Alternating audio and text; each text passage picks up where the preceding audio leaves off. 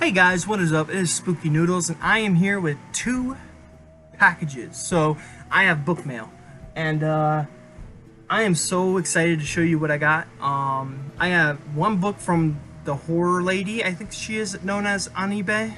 I got one book from her, and then I have a box from Tony Bacon, which is an auction. He does auctions on Facebook, and yeah, let's just start with the Tony Bacon stuff, and I'll save the horror lady's book for last. So, what did I get, you might ask? If I don't drop everything onto the floor. That was a bowl you just heard. Yes, I am a pig, and I eat in my room sometimes. Don't judge me. But yeah, bubble stuff. Yeah, I have some books here, and I'm very excited to talk about them. And you know, honestly, I forgot that I even got some of these books. So first, we're gonna start with the Warner Lee book. I have his book Into the Pit, and I haven't read it yet, but I hear great things about it. So this one's called It's Loose. So I'll read the, oh, man, it's a long one too. I'll read this one. Oh, I already like this book because I see the word Michigan in it. So let's read the synopsis, and then we will move on to the next book. When the thaw comes to Ice Island, there is no escape from evil. Each spring, there are weeks when Ice Island, Michigan, is completely cut off from the mainland. Usually, it is peaceful, lonely time. But this year, the evil has come. One by one, it possesses the islanders, bringing in secret guilty fears to life, driving them to frenzied sprees of murder and mutilation. Ancient ravenous, it feasts on the death and terror, rising from the broken body of its host, only to strike again. For the panic-stricken residents of Ice Island, there is nowhere to run, and nowhere to know who will fall prey to the madness next. Only one man understands the source of the terrible carnage. For years, aging ex-cop Stephen Kesselring has followed the evil, grisly path across America. Now within the ravaged confines of Ice Island, he must use his one chance to destroy it in a final soul-shrieking battle. So that is It's Loose. It says up here, it knows your darkest fantasies, now its bloody hunger must be fed. This is by Warner Lee. So I will put that book up here. If I can move some of these books. Okay, that's not gonna say, so hold on one second. Okie dokie. Please stay up there. Please stay up there. Why am I watching it fall? Okay, I'm gonna put these books. By the way, this is Andre Duz's stuff. I was gonna talk about him in a separate video. So, yeah. But next we have Thomas Tessier's Wicked Things. Now, this kind of looks more erotic for me, too erotic for me. So I might give this one away. But I heard great things about Thomas Tessier, so I thought I'd give him a shot. Let's read what this book is about. The small town of Winship seems so perfect on the surface, but an investigator, Jack Carlson, is finding out appearances can be deceiving. He's looking into a rash of mysterious deaths in the town, but the more he pokes behind the picture postcard facade, the more frightened he becomes. How could someone disappear in an open meadow, as if swallowed by the earth? Why does the ground seem to glow in spots? Why is no one able to stop the gangs of young thugs who roam the streets at will? Local residents are afraid to answer his questions, with good cause. They know that Winship's tranquil exterior hides some true wicked things. So that is Wicked Things by Thomas Tessier. Alright, next. We have Wrath James White, The Resurrectionist. It says, here's a thing by Jack Ketchum, author of Cover. It says, if Wrath James White doesn't make you cringe, you must be riding in the wrong end of a hearse. Let's read the synopsis. Dale McCarthy has a unique and miraculous ability. He can bring the dead back to life. Through the resurrected have no memory of their deaths. But not every miracle comes from God, and not every healer is a saint. Ever since his new neighbor moved in, Sarah Lincoln has been having terrible nightmares. Last night she dreamed that she and her husband were brutally murdered in their beds. This morning she found bloody sheets in the laundry and bloodstains on her mattress, and the nightmare is the same, night after night after night. With no one prepared to take her wild fears seriously, Sarah will have to save herself from being murdered again. So that's The Resurrectionist by Rath James White. I'm looking very forward to this. This one is a pretty good copy too. If I can get a second copy, I'm going to send it to my friend. But anyways, we will move on to the next book. I might give this one to my friend because I know how much he is a big fan of Stephen King. But I thought this was a pretty cool book cover. And this is Needful Things by the King himself, Stephen King. This is the UK edition. And I doubt it's a first printing because those things are so hard to come across. But I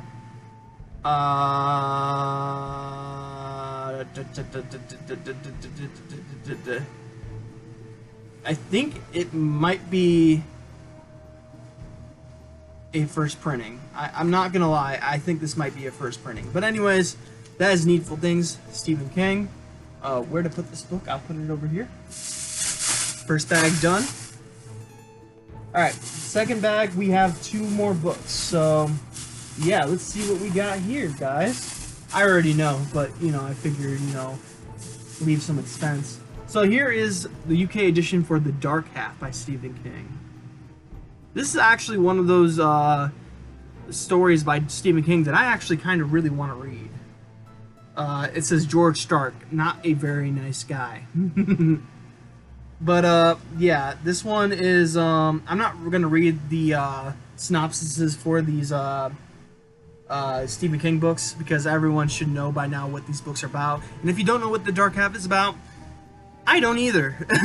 But, it sounds like a very interesting book. I think it's about this guy who runs into the evil version of himself, or his dark half. I could be wrong, but that's what I think it's about. So, yeah, that's The Dark Half UK edition. And again, I don't know if it's a first printing or not. It'd be cool if it was. And then we have the last one, which everyone shits on.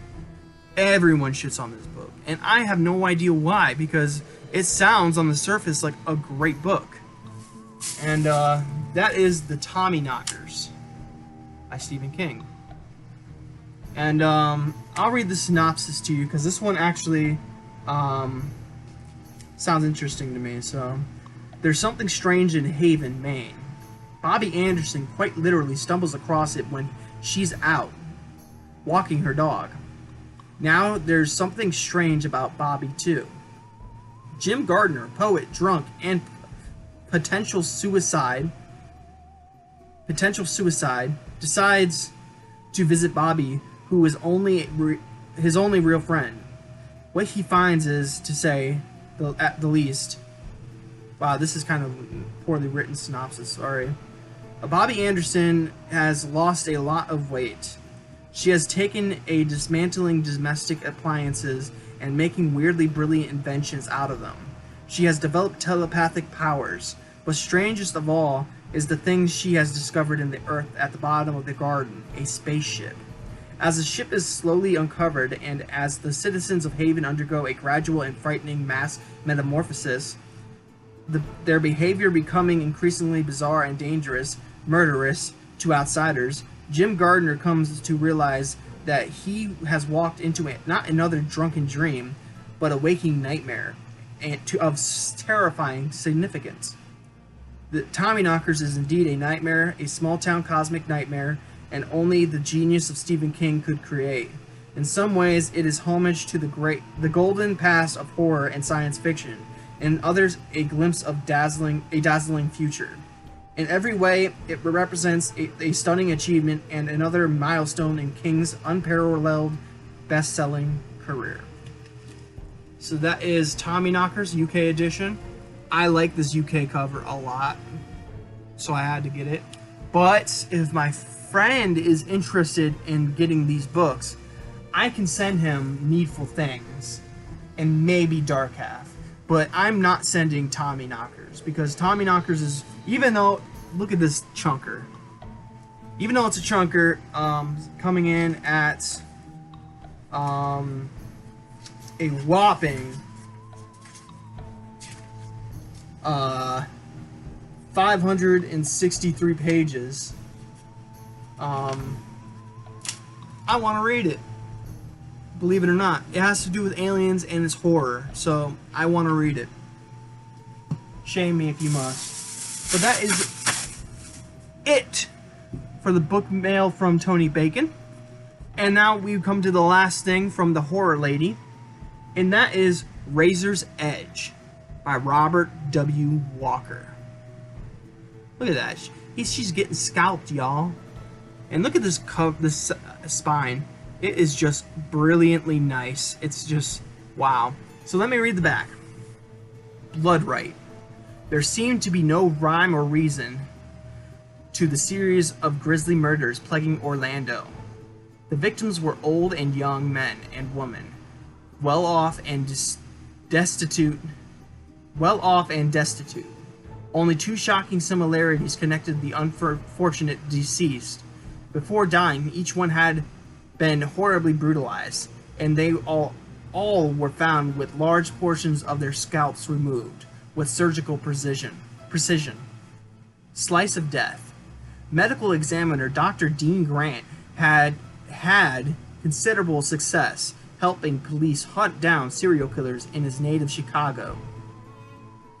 And with Central Florida's best investigative minds baffled by an elusive trophy-hunting murderer, the Windy City coroner flies down to the southern vacation capital to lend a hand and his scalpel. But a maniac is lurking in the shadows, secretly studying the ME's every move. And if Grant doesn't crack the gruesome case very soon, he could end up losing his hair permanently. Or prematurely. My bad. Prematurely. And his life as well. Razor's Edge. So that is Razor's Edge. And that is it for my paperbacks. Now I'm going to use this box to send something to a friend. And that is all I have for you today. So to recap, I got It's Loose from Warner Lee, Thomas Tessier's Wicked Things, Wrath James White, The Resurrectionist, Razor's Edge by Robert W. Walker. Then I got Needful Things from Stephen King, Dark Half, and Tommyknockers. I hope you guys have a great day. I hope you have a spooky night. This has been a book mail video. I'll catch you in the next video. Peace out, guys. Now I am become death, the destroyer of